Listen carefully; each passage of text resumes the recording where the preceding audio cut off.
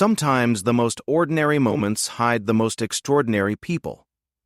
A young woman walks into a gun store, her worn sneakers squeaking against polished floors, clutching a crumpled $20 bill. The men behind the counter exchange knowing glances and barely contain smirks. They see what they expect to see: someone who doesn't belong, someone to dismiss, someone to underestimate.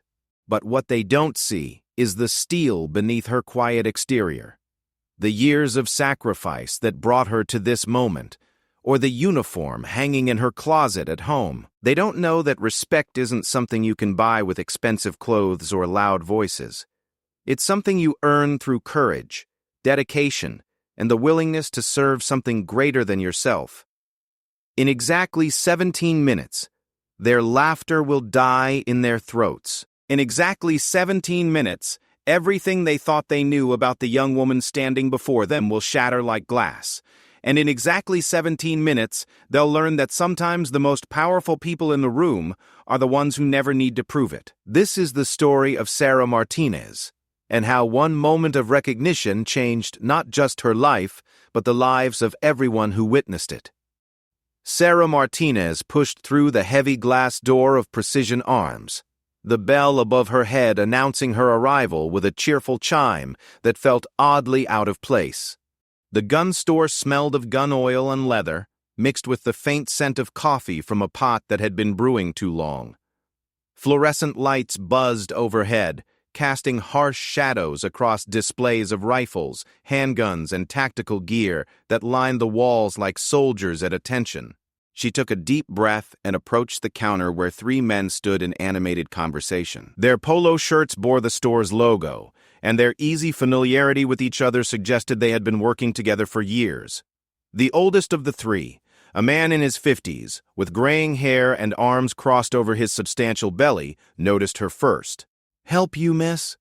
His tone was polite but dismissive, the way someone might address a child who had wandered into the wrong section of a department store. Sarah cleared her throat. "I'd like to look at some handguns, please. Something for target practice." The three men exchanged glances. The younger two, both appearing to be in their 30s, tried to suppress smiles. One had a neatly trimmed beard and wore a baseball cap advertising a popular rifle manufacturer. The other was clean-shaven, with arms covered in tattoos that peeked out from under his short sleeves. "Target practice, huh?"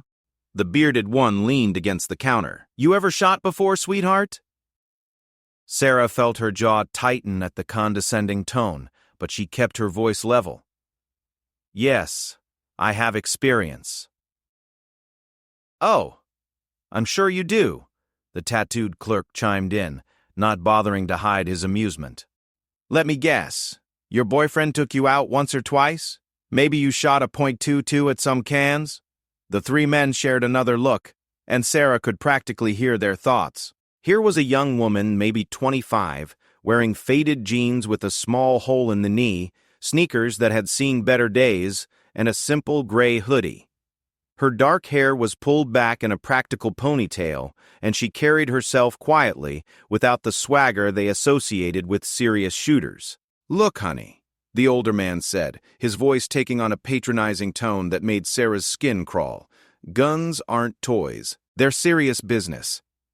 Maybe you'd be more comfortable at one of those indoor ranges where they rent out little pink .22s for beginners." Sarah reached into her pocket and pulled out a $20 bill, slightly crumpled from being folded. "I just want to look at what you have. I'm not asking for anything complicated."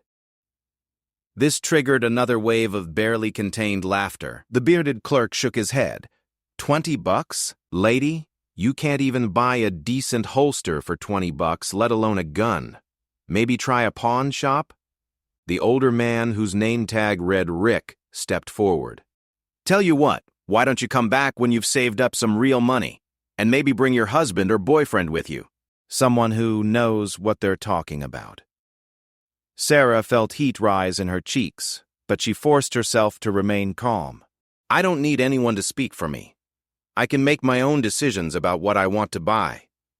"Sure you can, sweetheart," the tattooed clerk said, making no effort to hide his smirk. "But this isn't exactly a jewelry store. These are serious weapons for serious people. Serious people like who? Sarah asked quietly. Like people who actually know what they're doing, Rick replied. People who've been around firearms their whole lives. People who understand what it means to handle something that can take a life. The bearded clerk nodded enthusiastically. Exactly. Not someone who probably learned everything they know from watching action movies. Sarah looked around the store, taking in the displays of ammunition, the wall of rifles behind locked glass, the tactical vests and holsters arranged with military precision. She had been in stores like this before, but never as a customer, never on the receiving end of such blatant dismissal. Maybe she's one of those Instagram gun girls, the tattooed clerk suggested to his colleagues, as if Sarah wasn't standing right there. You know, the ones who pose with Daddy's AR for likes? Nah. Rick shook his head. Those girls, at least, dress the part. Look at her. She probably thinks a safety is something you wear in a car. The three men found this hilarious, their laughter echoing off the store's walls. Other customers browsed nearby, pretending not to listen, but clearly enjoying the entertainment. Sarah felt every eye in the store on her, measuring her, judging her, finding her lacking. Listen, she said, her voice still steady despite the humiliation burning in her chest. I have money saved up.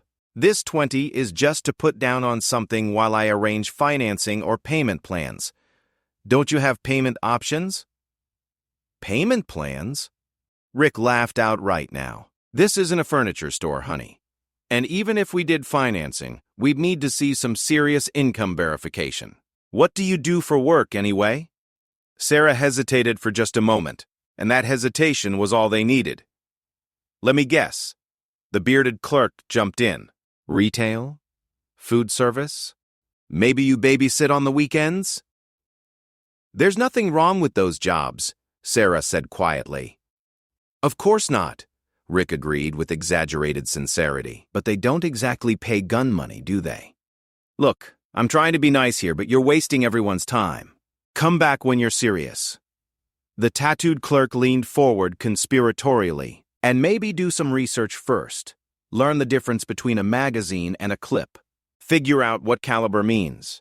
Get some basic education before you walk into a place like this. I know what those terms mean, Sarah replied. Sure you do, he said with a patronizing smile. I bet you know all about stopping power and muzzle velocity too, right? Before Sarah could respond, Rick waved his hand dismissively. Look, we're trying to help you here. This isn't the place for someone like you. Maybe try one of those sporting goods stores at the mall. They sell BB guns and paintball equipment. More your speed. The other customers had stopped even pretending to shop, openly watching the spectacle unfold. Sarah felt their stares like physical weight, their silent judgment adding to the humiliation. She could see the store's security cameras tracking her movement, probably wondering if she was some kind of troublemaker. I'm not looking for toys, she said, her voice barely above a whisper, but carrying an edge that made Rick pause for just a moment. Then what are you looking for? The bearded clerk challenged. Because whatever it is, you're not going to find it here. Not with that attitude, and definitely not with $20.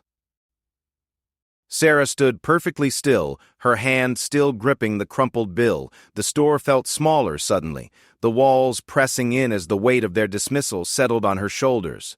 She had faced down armed insurgents in desert compounds, had made life and death decisions in the space of heartbeats, had earned the respect of some of the toughest soldiers in the world. But here, in this suburban gun store, she felt smaller than she had in years. The bell above the door chimed again as another customer entered. But Sarah didn't turn to look. She was too focused on the three men in front of her, their smug expressions and casual cruelty burning themselves into her memory. 22 minutes until closing, Rick announced to his colleagues, pointedly checking his watch. Maybe we should start thinking about wrapping things up. Time for Sarah to leave. She took a slow breath, her fingers working at the edges of the $20 bill. Part of her wanted to walk out, to spare herself any further humiliation. But another part, a deeper part, forged in the crucible of military service, refused to be dismissed so easily. The footsteps of the new customer approached the counter, but Sarah kept her eyes fixed on Rick. I'd still like to see what you have available. And I'd still like you to come back when you're serious about buying something, Rick replied. This isn't a museum, and we're not here to give free educations to curious teenagers. I'm 26, Sarah said quietly. Same difference, the tattooed clerk laughed. Age is just a number if you don't have the experience to back it up. Sarah could sense the new customer standing just a few feet away, probably watching this pathetic display like everyone else in the store. Another witness to her humiliation, another person who would see her as exactly what these men claimed she was, a naive young woman in over her head. She closed her eyes for just a moment, and in that darkness, she could hear other voices. Her drill sergeant screaming at recruits to find their backbone. Her commanding officer praising her marksmanship scores. Her fellow soldiers calling her name as she provided cover fire during a particularly harrowing mission in Afghanistan. When she opened her eyes again, the three clerks were still staring at her with that mixture of amusement and annoyance that made her stomach turn. "Ma'am?" The voice came from behind her, calm and respectful in a way that made the clerk's treatment seem even more jarring by comparison. Sarah didn't turn around. She wasn't ready to face another potential source of humiliation. Instead, she focused on Rick, who was now looking past her toward the new customer with the first genuine smile he had shown since she walked in. "Be right with you, sir," Rick called out, his tone completely different now, professional, respectful. Everything it hadn't been for Sarah. The contrast was like a slap in the face. Sarah finally turned to leave, her face burning with embarrassment and anger in equal measure. But as she pivoted toward the door, she caught sight of the man standing behind her, and her world suddenly shifted on its axis. Commander James Harrison stood in full dress uniform, his chest decorated with ribbons that told the story of 3 decades of distinguished service. His silver hair was perfectly styled, his posture ramrod straight, his eyes kind but sharp as they took in the scene before him, and he was looking directly at her with an expression of growing recognition and something that looked very much like concern. Commander Harrison's eyes moved from Sarah to the 3 clerks behind the counter, taking in their relaxed postures and barely suppressed amusement. His expression remained neutral, but something in his bearing shifted almost imperceptibly, like a switch being thrown from casual to alert. "Sergeant Martinez," he said quietly, and the words fell into the store like stones into still water. The effect was immediate and profound. Sarah straightened automatically, muscle memory from years of military service overriding her embarrassment. Her shoulders squared, her chin lifted, and suddenly the young woman in worn sneakers transformed into something entirely different. "Commander," she replied, her voice steady and clear. The 3 clerks looked confused, glancing between Sarah and the distinguished officer, as if trying to solve a puzzle with missing pieces.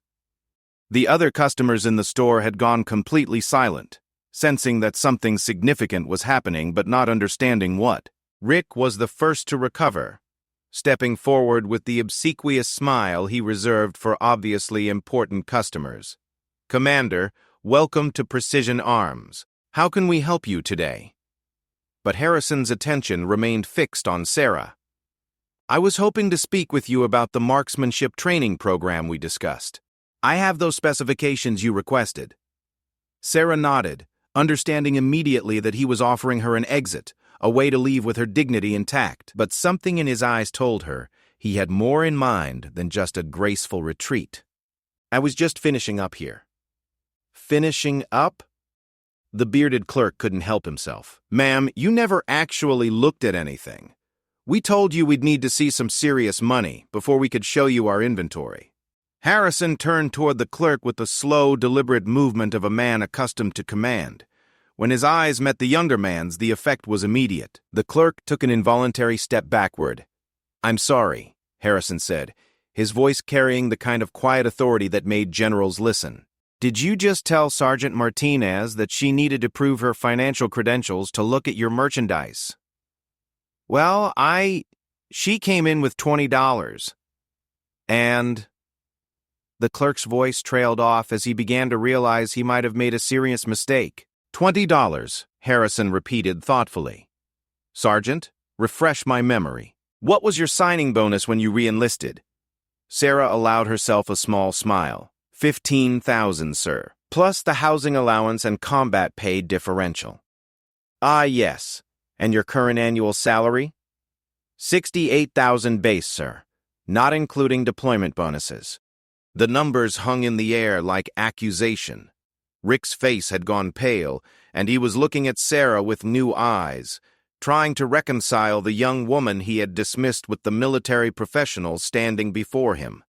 Sergeant Martinez, Harrison continued conversationally, remind me of your marksmanship qualifications. Expert marksman, sir. High-power rifle, pistol, and submachine gun. Current certification in precision shooting and defensive tactics. The tattooed clerk made a choking sound. The bearded one had gone completely silent. Rick was staring at Sarah as if she had materialized out of thin air. And your combat experience? 2 deployments to Afghanistan, sir. 18 months total in theater. Recipient of the Combat Action Badge and Army Commendation Medal with V Device for Valor. Harrison nodded approvingly, then turned back to the clerks. Gentlemen, I believe you've been attempting to educate one of the finest marksmen I've ever had the privilege to serve with. I'm curious about your own qualifications. The store had become a tomb. Every customer, every employee, every person within earshot was frozen in place, watching this slow-motion disaster unfold. Rick cleared his throat nervously. Commander, we didn't know... She didn't mention what? Harrison's voice remained pleasant, but there was steel underneath. That she served her country with distinction? That she's risked her life in combat so that you could stand here safely in your store? That she's forgotten more about firearms than most people will ever learn? Sir, if we had known she was military, the bearded clerk began. If you had known she was military, what? Harrison interrupted. You would have treated her with basic human dignity. You would have done your job professionally. You would have shown her the respect that any customer deserves. Sarah watched the exchange with a mixture of satisfaction and discomfort. Part of her was grateful for Harrison's intervention, but another part felt like she was watching someone else's vindication, not her own. Sergeant Martinez, Harrison said, turning back to her, were these gentlemen helpful in assisting you with your needs today? Sarah considered the question carefully. She could have let Harrison destroy them completely, could have watched them squirm as their mistake became fully apparent, but she had learned something about leadership in the military that went beyond just winning battles. They were doing their job as they understood it, sir, she said diplomatically. Harrison studied her for a moment, and she could see approval in his eyes. He understood what she was doing, the grace she was extending even in the face of their treatment. I see, he said. Well, perhaps they could do their job more completely now that they have all the relevant information. Rick stepped forward, his face flushed with embarrassment, and something that might have been shame. Sergeant Martinez, we owe you an apology. We made assumptions that were completely inappropriate. We had no right to treat you the way we did, the bearded clerk added, his earlier confidence completely evaporated. The tattooed clerk nodded mutely, apparently struck speechless by the magnitude of his mistake. Sarah looked at the 3 men, seeing not the condescending jerks who had humiliated her minutes earlier, but 3 human beings who had just learned a hard lesson about judging others. She could have made them suffer, could have demanded they grovel, or threatened to take her business elsewhere. Instead, she chose a different path. Apology accepted, she said simply. Harrison smiled at this, an expression of genuine pride that transformed his stern features. Gentlemen, the sergeant is looking for a reliable sidearm for precision shooting. I believe she mentioned target practice, which in her case means competitive shooting at distances and accuracies that would challenge most professional marksmen. Perhaps you could show her what you have available. The transformation in the clerks was remarkable. Rick immediately began pulling out cases from beneath the counter, his movements quick and professional. The bearded clerk hurried to unlock a display case containing higher-end pistols, while the tattooed one began gathering specification sheets and technical manuals. "We have several excellent options," Rick said, his voice now respectful and engaged. "The Sig Sauer P226 is extremely popular with military and law enforcement. Very accurate, reliable action. The 1911 platform might suit your needs as well," the bearded clerk offered, producing a pristine example from the case. "Excellent trigger, proven in combat, very customizable for precision work." Sarah examined the weapons with professional interest, her earlier embarrassment fading as she slipped into the familiar role of evaluating equipment. These were tools she understood, instruments of precision that responded to skill and training, rather than assumptions about worthiness. "What's your primary use case?" Rick asked, his tone now genuinely helpful rather than condescending. "Competition shooting initially," Sarah replied. "But I want something that could serve dual purposes if needed." The clerks exchanged glances, but this time they were looks of professional consideration rather than amusement. "The Glock 17 might be worth considering," the tattooed clerk suggested, speaking for the first time since the revelation. "It's not as pretty as some of these others, but it's incredibly reliable and accurate. Good for both precision work and practical applications." Harrison watched the interaction with satisfaction, seeing how quickly things could change when respect replaced prejudice. The other customers had resumed their shopping, though several continued to glance in their direction with obvious curiosity. "What do you think, Sergeant?" Harrison asked. "Any of these catch your interest?" Sarah hefted the Sig Sauer, testing its balance and feel. "This one has good ergonomics. How's the trigger pull?" "Very smooth," Rick replied eagerly. "We can adjust it if needed, or recommend a gunsmith who specializes in competition modifications." "And the price point?" "For you," Rick said, then caught himself and tried again. "I mean, for someone with your qualifications and service record, we'd be happy to discuss military discounts and flexible payment options." Sarah looked at him steadily. "I appreciate that, but I don't need special treatment, just fair treatment." The words hung in the air for a moment, their meaning crystal clear to everyone present. Rick nodded, understanding the message.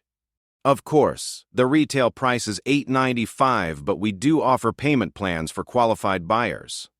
"Which the sergeant certainly is," Harrison added meaningfully. Sarah spent the next 20 minutes examining different options, discussing technical specifications with clerks who were now eager to demonstrate their knowledge, rather than mock hers. The bearded clerk proved to be surprisingly knowledgeable about competitive shooting, while the tattooed one had extensive experience with tactical applications. By the time she made her selection, the atmosphere in the store had completely transformed. Other customers approached her with respectful questions about military service. One older gentleman thanked her for her service and shared stories about his own son's deployment. A young woman asked about opportunities for women in the military. As Sarah completed the paperwork for her purchase, Harrison approached the counter. "Gentlemen, I hope this experience has been educational." "Yes, sir," Rick replied solemnly. "We learned something important today." "And what was that?" Rick looked at Sarah, then back at Harrison. "That you can't judge someone's worth by what they're wearing or how much money they pull out of their pocket. That respect should be the starting point, not something you have to earn through appearance." "And?" Harrison prompted. The bearded clerk spoke up. "And that assumptions make us look like fools. We assumed she didn't know anything because she looked young and wasn't flashy about it." The tattooed clerk nodded. "We treated her like she was bothering us instead of like a customer who deserved our help." Harrison nodded approvingly. "Those are important lessons, gentlemen. I trust you'll remember them with future customers." "We will, sir," Rick promised. "You have my word on that." As Sarah signed the final documents, she reflected on how quickly everything had changed. The same men who had laughed at her 20 minutes earlier were now treating her with professional courtesy and genuine respect. The same store that had felt hostile and unwelcoming now buzzed with friendly conversation. But she also knew that the change hadn't really been about her. It had been about the uniform standing behind her, the authority that commanded instant respect. Without Commander Harrison's intervention, she would have left empty-handed and humiliated. That knowledge sat heavily in her chest as she completed her purchase. The system had worked for her today, but only because she had someone powerful to vouch for her worth. How many others had walked out of stores like this, one dismissed and diminished, with no commander to set the record straight? The thought troubled her as she prepared to leave with her new purchase, wondering what lessons had truly been learned and whether they would last beyond the impressive uniform that had made all the difference. 3 weeks after the incident at Precision Arms, Sarah Martinez walked through the same glass doors, this time dressed in her service uniform. The morning sun streamed through the windows, casting familiar patterns across the displays of firearms and equipment. But everything else about this visit was different. Rick looked up from behind the counter and immediately straightened, a genuine smile spreading across his face. "Sergeant Martinez, good to see you again. How's the SIG working out for you?" "Very well, thank you," Sarah replied, noting the complete absence of condescension in his tone. "I'm actually here on official business today." The bearded clerk, whose name she had learned was Dave, approached with obvious curiosity. "Official business?" "I'm here to discuss a partnership opportunity between the Army Reserve and local businesses," Sarah explained, pulling out a folder from her briefcase. "Commander Harrison suggested that Precision Arms might be interested in becoming an authorized dealer for military transition programs. The transformation in the store's atmosphere over the past few weeks had been remarkable. Word had spread quickly through the local veteran community about what had happened, but not in the way Sarah had expected. Rather than becoming a story about embarrassing the staff, it had evolved into something more positive, a tale about learning and growth. Rick had called her personally 2 days after the incident to apologize again and to ask if there was anything the store could do to better serve veterans and active military personnel. That conversation had led to several others and eventually to a formal proposal from the reserve unit. "Tell me more about this program," Dave said, genuinely interested. Sarah opened her folder and spread out the documents on the counter. "The Army Reserve is looking to establish relationships with certified dealers who can provide specialized equipment and training support for transitioning service members. It would involve volume purchases, training partnerships, and ongoing consultation services." The tattooed clerk, who had introduced himself as Marcus during one of their follow-up conversations, leaned in to examine the paperwork. "This looks like a significant contract." "It could be," Sarah confirmed. "We're talking about outfitting multiple units across the region plus providing ongoing maintenance and training support." Rick studied the documents carefully, his expression serious and professional. The change in him over the past few weeks had been the most dramatic of the three. He had spent considerable time researching military service and veteran issues, genuinely trying to understand the community he had so casually dismissed. "What would be required from us?" he asked. "Primarily, a commitment to treating all customers with dignity and respect, regardless of their appearance or apparent financial situation," Sarah said pointedly. "The military values professionalism and integrity above all else." Dave winced slightly at the indirect reference to their previous encounter, but he nodded seriously. "We understand. And we've already made changes to ensure that never happens again." This was true. Sarah had heard from other veterans who had visited the store recently that the atmosphere had changed dramatically. The staff was more patient, more respectful, more willing to work with customers regardless of their background or budget. "We've implemented new training protocols," Marcus added. "Customer service training focused on respect and inclusion. And we've established relationships with several veteran organizations to better understand the community we serve." Sarah was impressed despite herself. The changes seemed genuine and comprehensive, not just surface-level adjustments designed to win a contract. "There's something else," Rick said, reaching under the counter to pull out a framed photograph. "We wanted to show you this." The photo showed the three clerks standing with a group of veterans at what appeared to be a community event. They were all smiling, engaged in animated conversation with men and women of various ages and backgrounds. "We started volunteering at the VA hospital," Dave explained.